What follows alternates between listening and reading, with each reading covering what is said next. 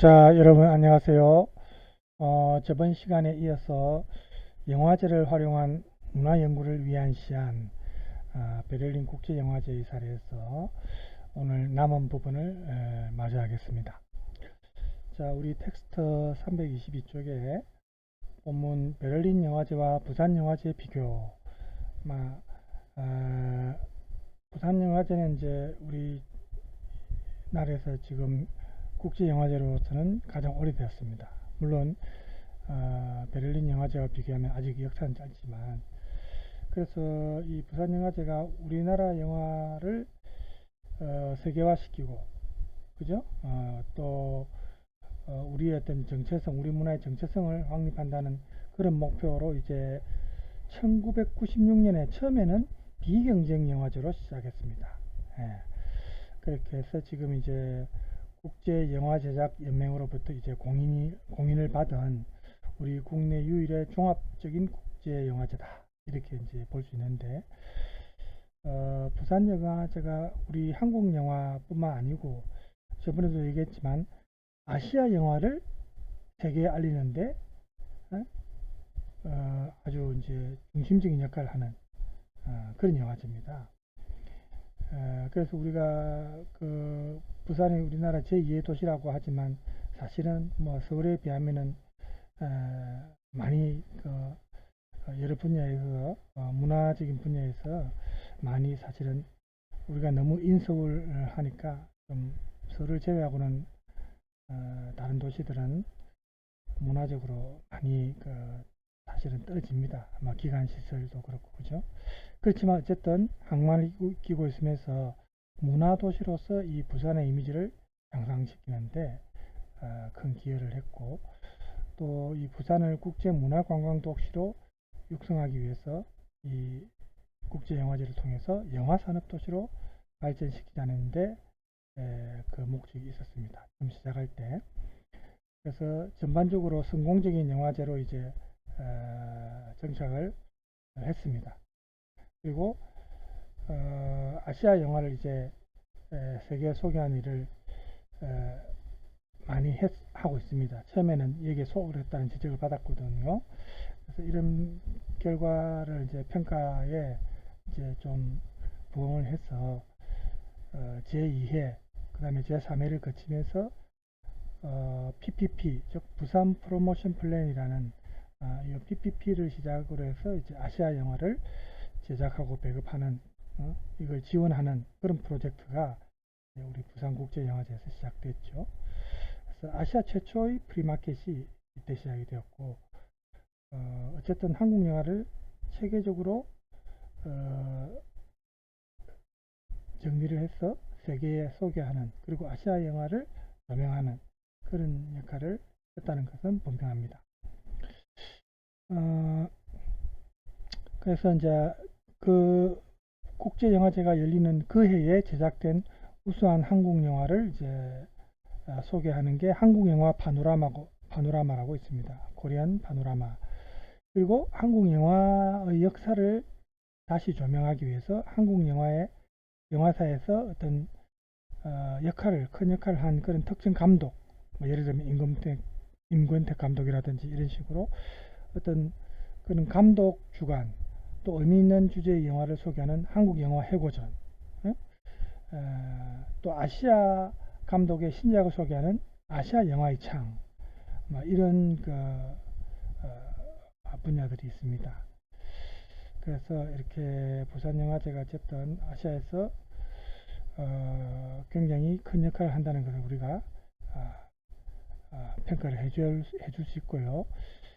그 다음에 이제 2005년에 보면은 신설된 게 아시아 지역 그 예비 영화인들, 베를린 영화제를 보면 후속 세대를 위한 그 프로그램하고 비슷합니다만 아시아 지역 예비 영화인들을 위한 교육 프로그램이 생겨났는데 아시아 영화 아카데미입니다.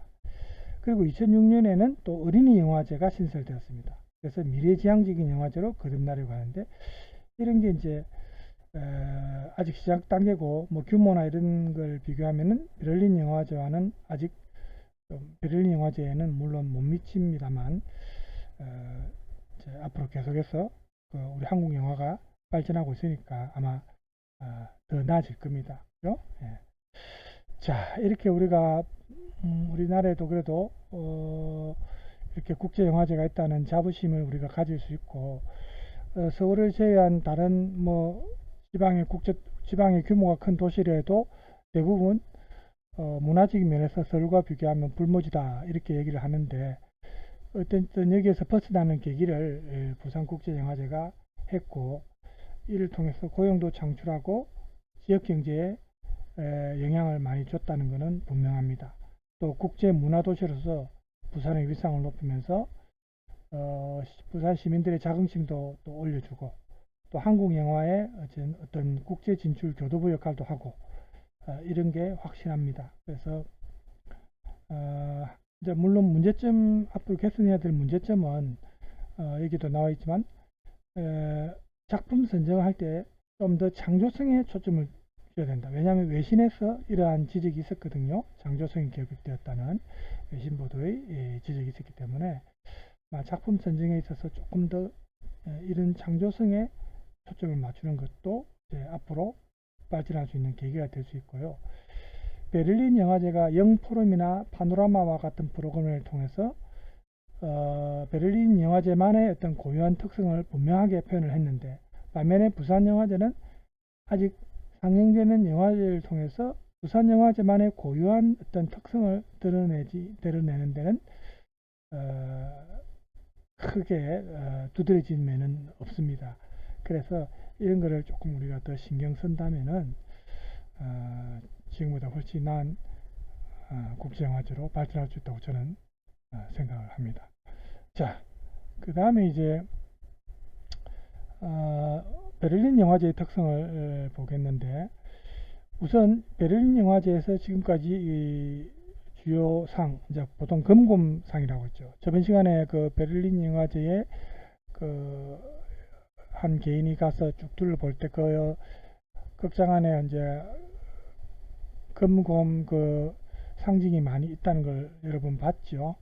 그래서 이제 예를 들어서 2004년에 행해진 54회 베를린 영화제에서 보면은 독일 영화가 18년 만에 처음으로 경쟁 부분에서 금곰상을 받았어요. 그리고 한국 영화도 이때 처음으로 본상을 수상했습니다. 그래서 우리가 이제 한국과 연관해서 이 영화제의 특성을 고찰할 때 2004년도 요 베를린 영화제에 조금 우리가 초점을 맞추고 싶은데, 여기서 이때 금곰상을 수상한 영화가 터키계 2세대, 즉 다문화 가정의 다문화 사회의 이주민 세대의 2세대입니다. 터키계 2세대인 독일 감독인 파티 아킨이라는 분이 영화인데, 영화 제목이 미치고 싶을 때입니다. 그래서 이 영화가 금곰상을 수상했어요. 그래서 이 감독의 경험이나 또 감독의 어떤 시각, 그리고 또 감독의 어떤 인터뷰를 바탕으로 해서 볼 때 독일에서 살고 있는 그 터키계 젊은이가 갖고 있는 어떤 가치관이랄까, 그리고 터키 전통 문화 간의 어떤 갈등.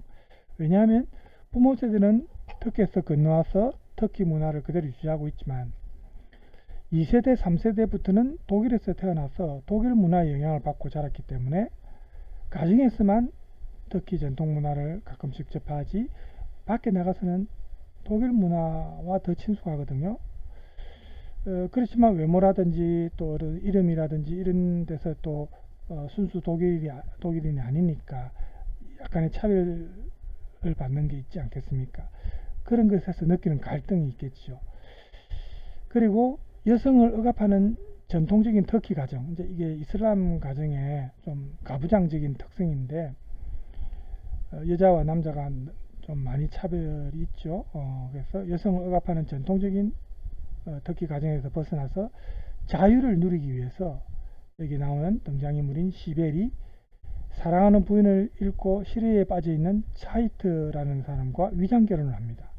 그래서 여러 남자를 만나면서 삶을 향유하고자 했던 이 시벨이 원래 자신이 의도했던 것과는 달리 자신에게 관심을 보이기 시작하는 이 차이트에게 사랑을 느끼게 됩니다. 원래는 이제 위장 결혼이었는데 시간이 지나면서 이제 정말로 사랑을 느끼게 된다는 거죠.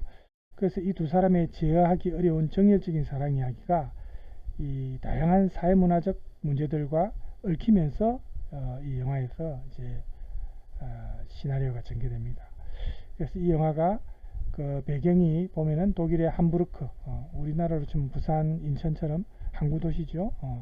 독일 함부르크와 또 터키 이스탄불을 무대로 하면서 이스탄불에 살고 있는 터키인의 시선, 또 독일에 사는 터키인의 시선, 또 독일인의 시선, 이런 다양한 시각을 보여줌으로써 이렇게 다양한 문화가 어떻게 공존할 수 있는가를 좀 의미 있는 그런 질문을 던지면서 영화를 풀어가고 있습니다.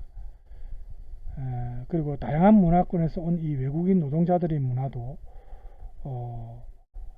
그리고 그들의 전통 문화와 독일 문화의 영향을 받은 2세대, 3세대의 문화 간의 갈등, 이런 것도 독일 문화의 한 부분임을 시사합니다. 그래서 독일 문화의 혼종성을 이 영화가 보여준다. 지금 독일이 다문화 사회거든요. 알다시피 우리도 지금 다문화 사회로 가고 있지 않습니까?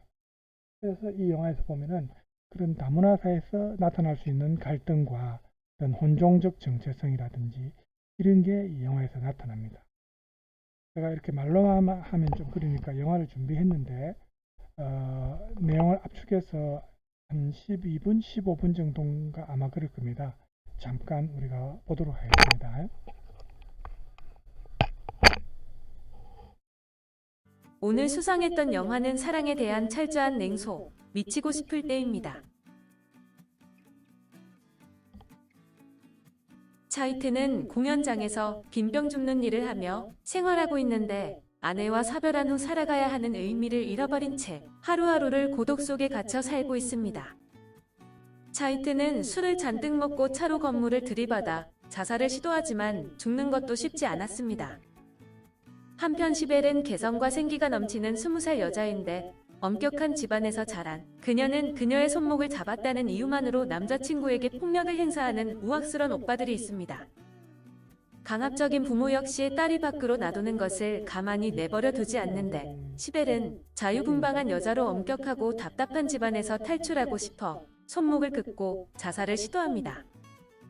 차이트와 시벨은 자살 실패로 그렇게 병원에서 처음 만나는데 맥주 있냐고 묻는 차이트에게 시벨은 결혼해주면 맥주를 갖다 주겠다고 말합니다. 시벨이 답답한 집에서 탈출하는 방법은 오직 하나, 같은 터키 출신의 남자와 결혼해서 집을 나오는 것뿐으로 그런 그녀에게 구원의 존재가 나타났으니 바로 차이트였습니다. 차이트는 그런 그녀에게 자기는 호모라고 말하지만 그날 밤 맥주를 마시기 위해 시벨을 만나러 나가고 술집에서 시벨은 다시 한번 차이트에게 결혼해달라고 말합니다. 차이트가 거절하자 그녀는 그 자리에서 병을 깨 손목을 그어버리는데 차이트는 시벨을 구원하는 셈치고 그녀와 위장 결혼을 하기로 합니다. 지인을 막내 삼촌이라 둘러대고 시벨의 집에 가서 그녀의 부모님께 결혼 허락도 받아냄으로써 두 사람은 부부가 됩니다.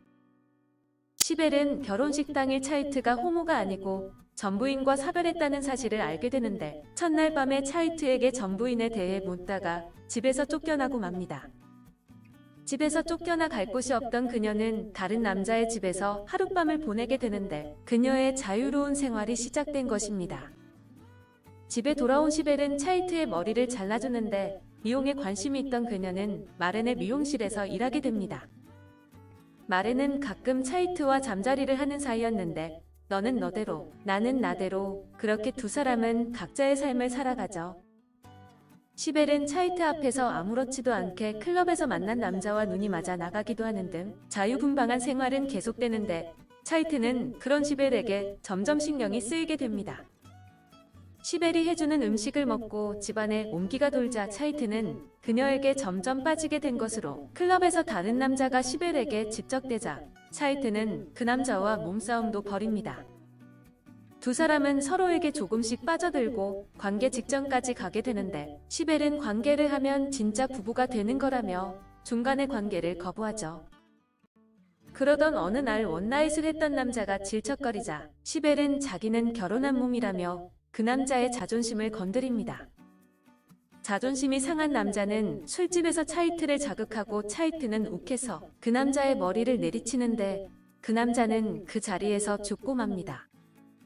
이 일로 차이트는 감옥에 가게 되고 시벨은 또다시 자살을 시도하는데 차이트와 시벨의 사연은 신문 기사로 나고 집안의 명예를 중요시하는 시벨의 아버지는 그녀의 사진을 불태워버립니다. 걸리면 명예살인을 당할지도 모르는 상황으로 시벨은 갈 곳이 없어 차이트의 지인을 찾아가는데 그는 시벨에게 차이트를 좋아하면 그를 살리는 셈치고 떠나라고 합니다. 여기서 혹시 이제 여러분의 이해를 돕기 위해서 이 명예살인이라는 표현이 나오는데 이거는 주로 이슬람권에서 자주 일어나는 일입니다. 요즘엔 많이 줄었지만 이게 이제 독일이나 뭐 영국, 프랑스 같은 서구권의 이제 외국인 노동자들 중에 이슬람 사람들, 무슬림들이 와서 사는데 서구 문화권에서도 이런 일이 일어났기 때문에 이제 언론에서 기사화되고 해서 문제가 됐거든요. 사회적인 문제가. 그래서 자기 집안의 어떤 그 명예를 실추시키겠다. 이 터키인 가정이나 또 이 이슬람권 가정은 부모님이 허락하는 배우자와 혹은 같은 종교를 가진 이슬람인 이런 사람과 결혼을 하든지 그렇게 이제 다른 기독교라든지 다른 종교를 가진 사람들과 결혼을 한다든지 하면은 그냥 집안 그 자녀와 부자 간의 어떤 부녀 간의 연을 끊는 게 아니고 형제 중에서 그 뭐 여동생이든 누나든 형제 중에서 권총으로 쏴서 죽이는 경우도 있습니다. 이런 게 명예살인이라고 하는데 요즘에는 많이 없어졌습니다만 초기에 이런 일로 이제 서구 사회에서 문제가 된 적이 있습니다. 자, 계속해서 보겠습니다. 시벨은 차이트에게 기다리겠다는 말을 남기고 이스탄불에 있는 사촌 언니의 집으로 가서 지내게 되죠. 시벨은 사촌 언니가 근무하는 호텔에서 청소 일을 하면서 지내게 되는데 그런 삶도 금방 실증나 또다시 마약에 손대게 됩니다. 결국 사촌 언니와 싸우고 그 집에서도 나오게 되는데 그러던 어느 날 길에서 남자들과 시비가 붙게 된 시벨은 그 남자들에게 두들겨 맞고 칼에 찔려 쓰러지지만 지나가던 택시기사가 그녀를 도와주죠. 시간이 흐르고 출소를 한 차이트는 그녀의 말을 전해 듣고는 시벨을 만나기 위해 이스탄불로 떠납니다. 시벨의 사촌 언니가 근무하는 호텔로 찾아간 차이트는 시벨이 새 생활을 하고 있고 그녀에게 남편과 딸이 있다는 말을 듣게 됩니다. 시벨은 남편이 출장을 간 사이 사촌 언니에게 아이를 맡기고 차이트를 만나러 가고 다시 만난 차이트와 시벨은 둘만의 시간을 보내죠. 차이트는 시벨에게 그녀와 그녀의 딸까지 셋이서 떠나자고 하는데 차이트와 떠나기 위해 짐까지 싼 시벨은 아이와 남편이 노는 소리를 듣고 고민에 빠집니다. 시벨은 버스 터미널에 나타나지 않고 차이트는 쓸쓸히 혼자 버스를 타고 떠나면서 영화는 끝이 나는데 결국 차이트는 2번 상처받은 것입니다.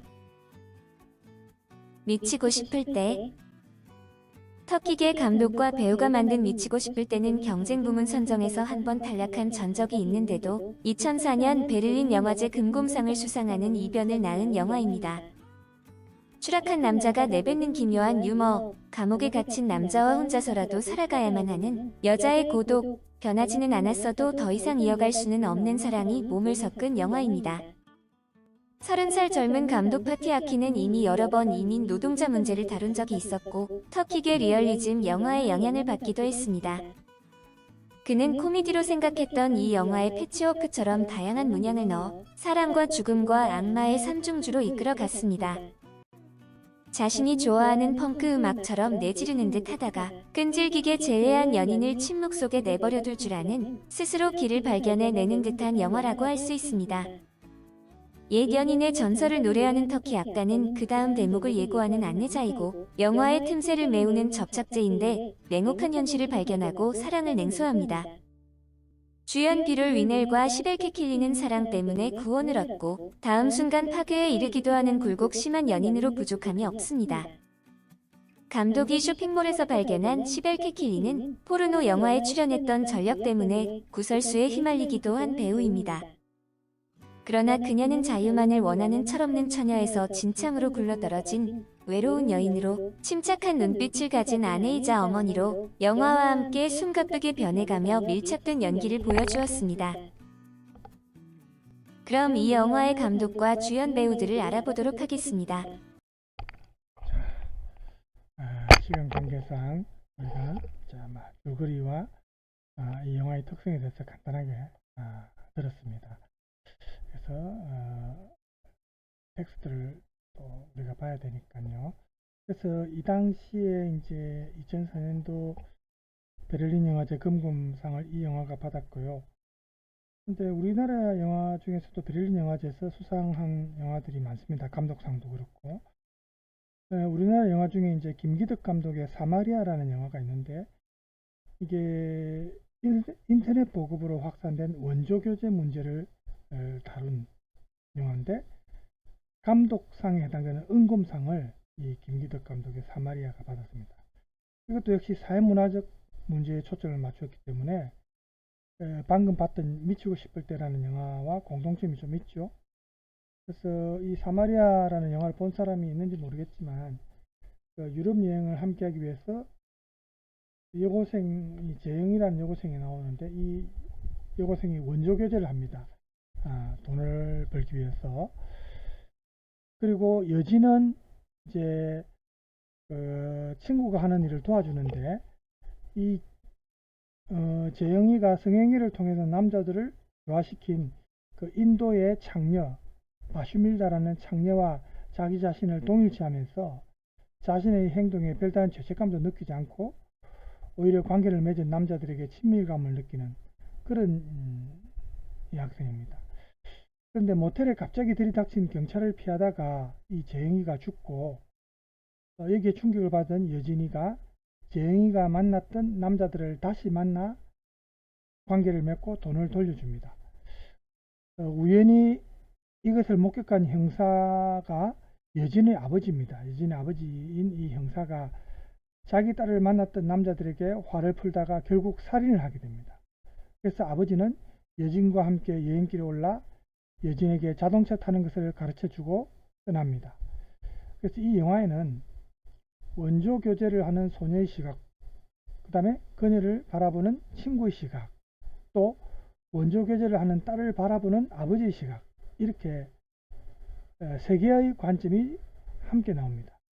그래서 베를린 영화제 심사위원회가 이 원조 교제를 하는 두 소녀와 또 형사인 아버지의 복수하는 과정을 통해서 용서와 화해, 또 원죄와 구원의식을 독특한 방식으로 묘사했다. 그래서 이 김 감독한테 감독상을 주었거든요. 이게 이제 베를린 영화제에서 우리가 또 수상한 이런 전력이 있고요. 어쨌든 이 당시에 미치고 싶을 때가 금곰상을 받았고, 사마리아, 우리나라 영화 사마리아가 은곰상을 받았다는 거. 두 영화의 공통점이 서유럽인들에게 알려지지 않은 제3세계의 사회문화적 문제를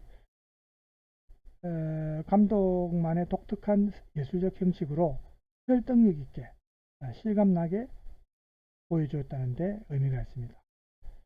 그래서 미치고 싶을 때 이 영화, 이거는 이제 객관적 시점과 주관적 시점이 서로 교차하면서 편집 방식을 좀 다양하게 하면서 그래서 뭐 여기 보면 터키 전통 음악도 나오고 또 현대 음악인 펑크록도 나오고 이렇게 막 음악도 섞여 있거든요. 그리고 이 두 영화 사마리아와 이제 두 영화가 모두 공통점이 서구 중심주의에서 벗어나서 제3세계의 문화 문제를 다루고 있다는 거. 전통과 기존의 도덕관념을 비판하면서 삶을 새롭게 성찰하고 이성보다는 감정을 좀 더 중요시하고, 또 이질적인 요소, 그러니까 다문화사회에서 다수사회와 소수사회 간의 어떤 이질적인 요소가 서로 뒤섞여 있고, 또 자기 반영적인 성격을 가진다. 이런 점에서 어떻게 보면 포스트 모더니즘 문화를 보여주는 그런 영화들입니다. 그래서 둘 다 저예산 영화죠. 어쨌든 이 두 영화가 그 당시에 이제 수상을 했다는 걸 우리가 알 수 있고요. 그 다음에 앞서 프로그램에서도 나왔지만 베를린 영화제는 특징이, 이 영화제만의 특징이 좀 정치적이고 사회적 문제를 중점시하는 영화제입니다. 특히 방금 제가 언급했던 2004년도 수상작 두 영화 외에도 뭐 다른 영화들도 보면 전쟁 피난민이나 또 이민자 문제라든지 여성에 대한 억압이라든지 또 가난이나 실업의 문제, 이런 주제들을 많이 다룬 그런 영화제입니다. 그래서 이런 영화들을 많이 상영해 가지고 이 베를린 영화제의 어떤 특징이 잘 드러난다는 평가를 받고 있습니다. 앞서 말했다시피 코슬릭이, 이 베를린 영화제가 보통 사람들이 눈을 닫아버리는, 보고 싶지 않아서 은폐하려고 하는 그런 현실을 보여주는 영화제다. 우리 현실의 허상을 벗기는 영화다. 또 저예산 영화에 주목한다. 이렇게 말을 했거든요, 인터뷰에서. 그래서 방금 말했던 이 수상작 두 개도 우리나라 영화 사마리아와 또 터키 감독이 연출한, 물론 독일 영화지만 미치고 싶을 때, 그래서 둘 다 그런 특징이 있고요. 2006년도에 그 56회 베를린 영화제 상영작에서도 역시 이러한 영화제의 성격이 나타납니다. 그래서 코슬릭이 2006년 경쟁작들의 어떤 성향에 대해서 말을 한 걸 보면 특히 정치적이고 리얼리즘 계열에 가까운 성향이 있습니다. 세계화 문제라든지 분쟁과 사회적 소통의 저하에 대한 고민이라든지, 그리고 지금 이렇게 우리 세상을 지금 움직이고 있는 이 세상을 반영하는 거울 같은 작품들이 베를린 영화제에 많이 출품된다고 얘기를 했습니다. 그리고 관타나모 미군 기지에 불법으로 감금되어서 인권을 유린당했던 3명의 그 모슬렘이 주인공인 관타나모로 가는 길, 이런 영화도 상영했거든요. 이제 미국 입장에서 보면 좀 눈에 거슬렸겠죠. 어쨌든 테헤란 근교의 빈민촌을 다루는 지금은 겨울이다, 뭐 이런 영화, 이런 것도 이제 보면 여성한테는 그 당시 축구 경기장 입장이 금지되었는데 여기에 도전하는 이란 소녀를 그린 오프사이드라는 영화도 또 나옵니다. 모두 그 사회에는 예민한 문제거든요. 정치사회적인 그런 문제거든요. 이런 영화들이 보통 베를린 영화제에 출품되고 또 수상을 하기도 한다는 겁니다. 네? 그래서 그 뒤에 또 다른 영화들이 나오죠. 뭐 예를 들어서 보수적인 가톨릭 교육을 받은 소녀에게 행해지는 폭력적인 엑소시즘을 다루는 레퀴엠, 그 다음에 세르비아 군인들에게 강간당해서 낳은 딸을 키우는 보스니아 어머니의 고통을 그린 그르바비차, 뭐 이런 영화.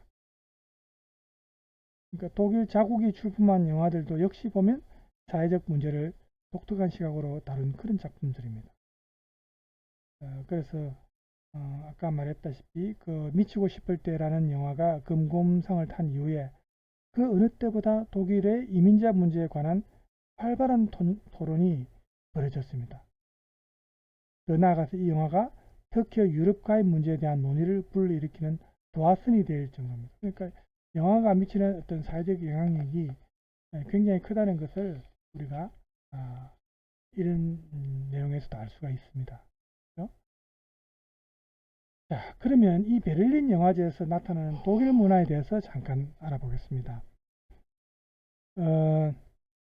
베를린 영화제는 독일적인 감수성, 독일어로 이제 젠지빌리테트 라고 합니다. 젠지빌리테트.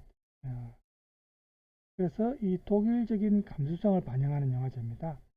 베를린 영화제가 영화의 어떤 테크닉, 기술적인 면이나 미학적인 측면보다는 서구 세계에 잘 알려지지 않은 그런 현실을 보여주는, 그 감독의 독특한 시각으로 그런 현실을 보여주는, 예를 들어서 이 세상의 힘없는 자들의 편에 선 그런 영화에 주목을 많이 합니다. 그래서 소외 지역의 사회 문제를 알리고 나아가서 그러한 문제를 해결하기 위한 어떤 논의를 촉발시킨다든지. 그래서 베를린 영화제가 이렇게 현실 문제에 관심을 보이는 것은 예술과 정치의 분리에서 어느 정도 그 원인을 찾을 수 있는 독일의 과거사, 독일의 어두운 과거사와 관련이 있습니다.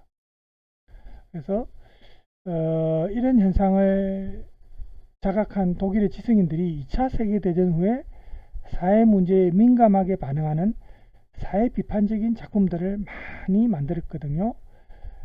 그래서 베를린 영화제는 정치적으로 예민한 지역이었던 이 베를린에서 개최되는 영화제니까 그런 특징을 살린 겁니다. 이런 정치 문제를 다룬 영화에 특히 남다른 감수성을 가질 수밖에 없었다는 거죠. 민감한 문제들을 다룬 파격적인 영화를 이 영화제에서 상영을 함으로써 논란을 일으킨 적이 많거든요. 예를 들어서 1979년에는 이 경쟁 부문에서 상영된 그 디어 헌터라는 영화가 있습니다. 이게 배경이 베트남 전쟁입니다. 베트남 전쟁에서 이 베트콩의 포로가 되었던 3명의 미군 이야기입니다. 디어 헌터가. 그래서 이게 미국 영화인데 이 디어 헌터 때문에 많은 공산권 국가들이 이 영화제에서 상영하던 자기들의 영화를 다시 회수해 가고 또 제3세계 영화인들도 이 영화의 상영에 대해 항의한 적이 있습니다. 왜냐하면 이제 미국에서 만든 미군 입장에서 미국의 관점에서 영화니까 베트남이라든지 제3세계에서는 실제 사실과는 다른 좀 과장된 그런 면들이 있었겠죠. 거기에 대해서 이제 항의를 한 거죠. 어쨌든 이런 논란이 있었던 영화들이 많이 상영이 되었다는 거. 그 다음에 베를린 영화제는 영화 생산이 좀 어려운 기술적으로든 경제적으로든 영화를 만들기 어려운 나라의 영화 제작을 도와줌으로써 그 나라의 영화 기술의 발전과 다양한 문화 현실을 보여주는데 많은 기여를 했습니다. 그래서 영화제가 표방한 문화 교류를 사실은 잘 수행했다. 베를린 영화제가 그렇게 우리가 말할 수 있고요. 그렇게 함으로써 특정한 문화 권력에 의해 문화시장이 잠식되는 것, 예를 들어서 헐리우드 영화가 전 세계 영화시장을 잠식하는 거라든지 이런 걸 방지하고 다양한 어떤 문화의 다양성을 보수하려고 노력한 영화제다. 이렇게 볼 수 있습니다. 특히 냉전시대 때 동구권, 지금은 이제 동구권이 붕괴됐지만 구소련과 미국으로 이렇게 양분화되었던 냉전시대 때 동구권 국가와의 문화 교류를 지향하면서 시작되었던 이 베를린 영화제가 동구권 영화들을 많이 초청하고 또 초기부터 제3세계 영화에 관심을 많이 보이면서 왜곡된 세계화의 그런 흐름의 영향을 받아서 사라질 수도 있는 소수의 문화를 알리려는데 많은 노력을 했다는 겁니다. 그게 이제 우리가 좀 인정을 해줘야 되는 부분 같고요. 그래서 20개 언어로 공용어를 정해가지고 문화적 다양성을 보존하는 것이 유럽연합의 정책이거든요. 이런 유럽연합의 정책과도 관련성이 있다는 겁니다. 그래서 이제 영화제 분야 중에 탤런트 캠퍼스라는 분야가 있댔죠. 영화 후속 세대를 지원해주는 이 탤런트 캠퍼스의 위원장인 베너는 글로벌화된 영화 산업 구조에서 고유한 자신들만의 고유한 길을 찾도록 하는 것이 영화 후속 세대에게 전달하고자 하는 가장 중요한 사항이다. 이런 말을 했습니다. 그래서 베를린 영화제는 자신만의 시각을 가진 미래의 영화 관객과 영화 전문인들을 고려하는 그런 영화제다. 이렇게 말을 할 수 있습니다. 그래서 이러한 영화제의 이런 미래지향적인 성격은 독일이 환경 문제에 또 관심이 많지 않습니까? 그죠? 환경 문제에 그 어느 나라보다도 관심이 많고 기술 개발에 투자를 많이 하고 미래에 일어날 수 있는 부정적인 일들을 미리 예견하고 그에 대한 대비책을 마련하면서 미래를 준비하는 이런 독일 문화와 연관성이 있지 않는가 이렇게 볼 수가 있습니다. 독일이 보면 지금도 우리가 자연 환경의 파괴 때문에 이제 많은 그 후속 세대들이 고생을 할 거고 우리도 지금 고생을 하고 있는데 예전보다 훨씬 여름이 덥고 겨울도 많이 춥지 않지요. 지구 온난화 때문에. 그리고 많은 그 병충해라든지 여러 환경이 예전보다 좋지 않아서 우리가 굉장히 살아가기 힘든 그런 주변 환경이 되고 있습니다. 이런 환경 문제 이런 것도 영화에서 많이 다루어서 사람들한테 경각심을 갖게 해야 되죠. 그래서 우리가 사실은 영화에서 보면 지구를 떠나서 다른 행성이나 이런 데 뭐 지구와 비슷한 환경을 가진 행성을 찾아서 떠나야 된다 이런 영화도 있지만 사실은 쉽지 않거든요. 지구만큼 우리 인간이 살아가기에 최적화된 행성이 사실은 없습니다. 지금 이 지구를 좀 더 우리 인간이 살 수 있도록 잘 보존하는 데 신경을 써야지 다른 행성을 찾을 생각을 한다는 건 정말 어렵습니다. 어렵고 그건 뭐 실현하기 거의 불가능에 가까운 겁니다. 사실은. 그래서 이런 미래를 대비한 문제라든지 이런 걸 이제 영화에서 사람들한테 좀 교훈을 주려고 하는 그런 영화제가 이제 베를린 영화제의 특징이라고 볼 수 있습니다. 그래서 우리가 이제 이 베를린 영화제뿐만 아니고 많은 영화제들이 지금 국제영화제가 있지만 베를린 영화제의 특징을 이렇게 우리가 요약을 할 수 있고요. 그래서 이 영화제라는 것이 그 개최한 지역의 문화나 개최한 국가의 문화 정책이나 또 그 담당자들의 어떤 나름대로의 문화적 소신이라든지 또 영화 산업 이런 게 복합적으로 다 함께 상호작용하는 그런 문화 이벤트입니다. 그래서 영화제를 이렇게 활용해서 문화를 연구하는 것은 이러한 복합적인 담론을 분석할 수 있는 그런 구체적인 논의가 사실은 필요합니다. 그래서 다양한 방법으로 우리가 이 영화제에 나타나는 개최국에 관한 문화뿐만 아니라 그 영화제에서의 문화 교류나 상호 문화에 대한 이해나 또 문화의 전이, 문화가 이제 옮겨간다는 거죠. 문화의 전이나 또 영화제의 문화적 파급 효과라든지 이런 문화 이벤트가 문화 연구를 위한 다양한 주제를 제공한다는 거. 그래서 우리가 이 텍스트를 통해서 베를린 영화제뿐만 아니고 부산국제영화제도 우리가 조금 살펴보면서 또 우리가 배울 수 있는 점은 어떤 게 있는지 생각하는 시간을 이 텍스트를 통해서 가질 수 있었습니다. 여러분들도 이런 내용을 또 참조해서 여러분 영화에 관심이 있는 분들이 또 많이 있겠죠. 우리 영화제의 발전을 위해서 여러분들도 한몫 하기를 하는 개인적 바람입니다. 지금 시간이 38분, 이제 40분쯤 됐네요. 오늘은 50분을 꼭 안 채우더라도 텍스트 자체는 여기서 이제 내용은 다 했습니다. 그래서 더 이상 진도는 오늘 못 나가겠고요. 왜냐하면 다른 주제로 넘어가 버리면 시작하자마자 조금 있다가 또 끊어야 되거든요. 그래서 오늘 텍스트는 여기서 마치고 아까 제가 잠깐 시간이 2분 정도 한 40분에서 마칠까 싶습니다. 미치고 싶을 때 감독과 주연 배우에 대해서 아까 조금 소개하려고 했는데 제가 끊었는데 한번 들어볼까요? 감독인 파티아키는 1973년 독일 함부르크에서 터키계 2세로 출생했으며 함부르크 예술대학에서 시각 커뮤니케이션을 전공하면서 영화 제작에 참여했습니다. 1995년 첫 단편인 센신바로 너야로 함부르크 국제 단편 영화제에서 관객상을 수상했고 두 번째 단편 잡초로 여러 국제 영화제에서 수상했습니다. 첫 장편인 짧고 날카로운 충격으로 로카르노 영화제 동상과 바바리아 영화상 최고 신인 감독상을 수상했고 2003년에는 미치고 싶을 대로 베를린 영화제 최우수 작품상을 수상했습니다.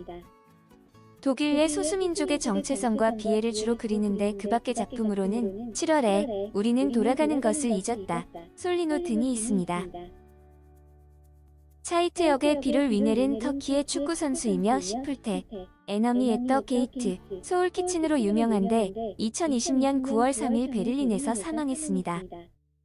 하노버 음악 연극 미디어 대학에서 연기를 전공했는데 이름의 비롤은 터키어로 독특한을 의미합니다. 시풀테 촬영 중 의사가 술을 끊지 않으면 죽을 것이라고 말할 때까지 촬영장에 자주 술에 취한 모습을 보이기도 했는데 터키인 클라우스 킨스키라는 별명을 갖고 있습니다. 시벨 역의 시벨 케킬리는 독일의 배우로 파티 아킨의 영화 헤드온으로 데뷔하면서 대중의 주목을 받았습니다. 이 영화는 2004년 베를린 영화제에서 황금곰상을 수상했고 그녀의 연기는 여러 국내외 상을 받았는데 그 중에는 독일 영화상 롤라가 여우주연상을 수상했습니다. 이후 케킬리는 안탈리아 영화제에서 요제프 비어비클러와 한나 쉬굴라와 함께 여우주연상을 수상했고 2010년에는 페오 알라다그의 영화 떠날 대로 여우주연상을 수상했습니다. 마티아스 슈바이에퍼 감독의 2011년 코미디 영화 와더맨과 2010년부터 독일 드라마 타토르에 출연했고 HBO의 왕좌의 게임에서 셰이 역을 맡아 유명세를 탔습니다. 왕좌의 게임에서도 나왔었네요. 저는 처음 알았습니다. 왕좌의 게임을 보기는 봤는데 기억이 안 나네요. 자, 시간 관계상 이 정도로 하고 오늘 수업을 마치겠습니다. 다음 시간에 또 다른 주제로 여러분과 만나도록 하겠습니다. 감사합니다.